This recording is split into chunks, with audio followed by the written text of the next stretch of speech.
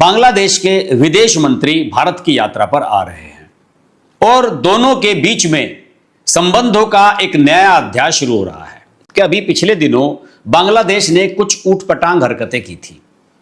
ऊटपटांग हरकतों से सीधा मतलब यह था कि जैसे कि T20 वर्ल्ड कप का बहिष्कार कर दिया।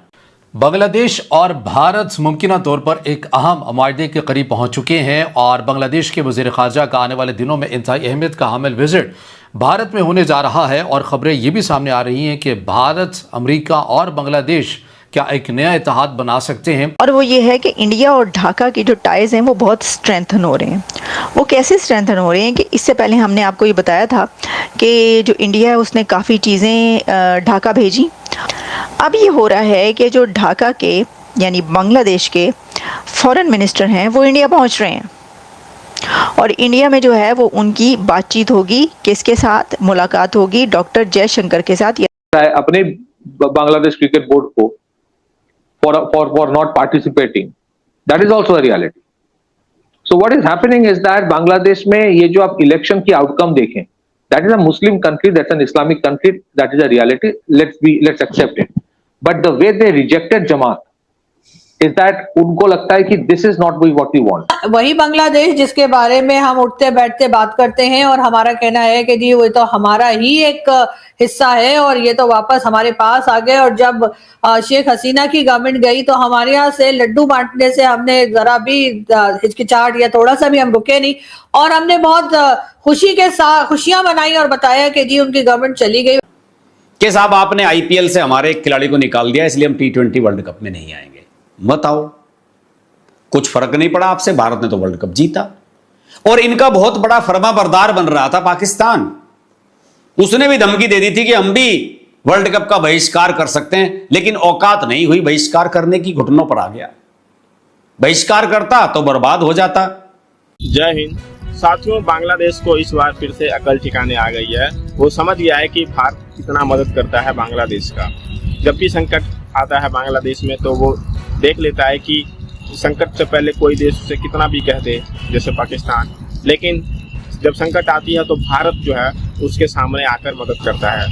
अभी ही देख सकते हैं कि कैसे भारत ने वहाँ पर पेट्रोलियम वहाँ भेजकर मदद किया और इसीलिए वहाँ की सरकार ने अभी कुछ दिन पहले ये बात याद दिलाई कि पाकिस्तान ने जो उन पर अत्याचार किया था, नरसंहार किया था बांग्लादेश में, और ये बात सुनकर पाकिस्तान चौंक गए। ये क्या हो गया? चुनाव से तो पहले बांग्लादेश पाकिस्तान के साथ लग रहा था।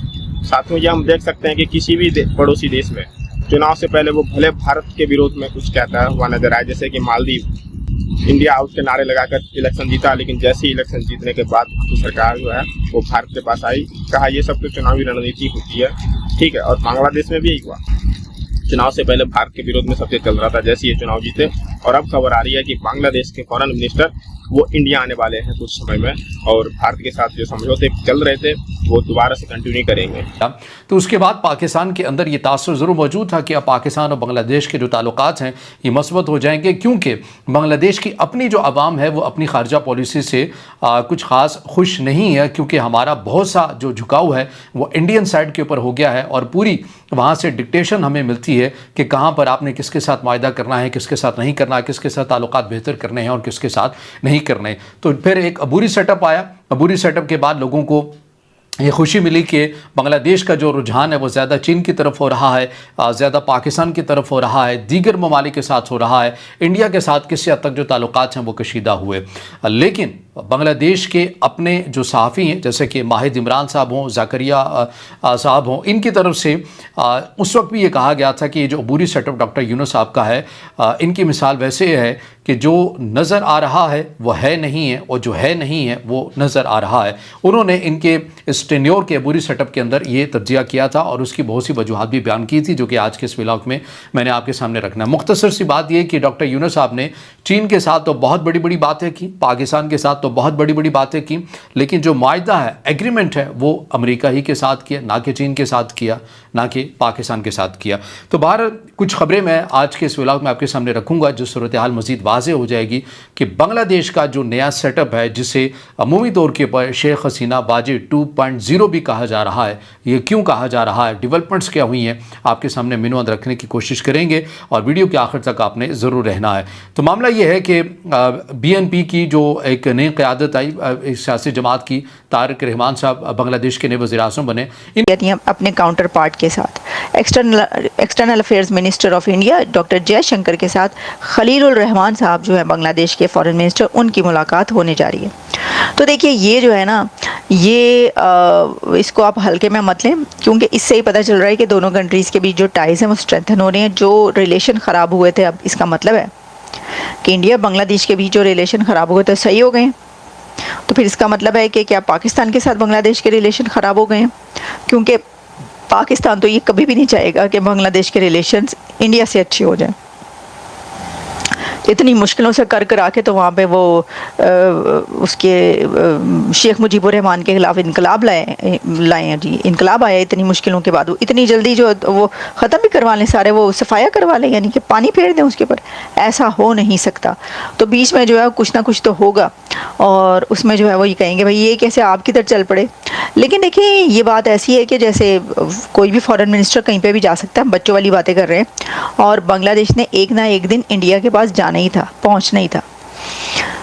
अच्छा, नाउ ईरान विल बिकम कटोरा खान। ईरान तो पहले कटोरा खान है, ए तुसी की कह रहे हो।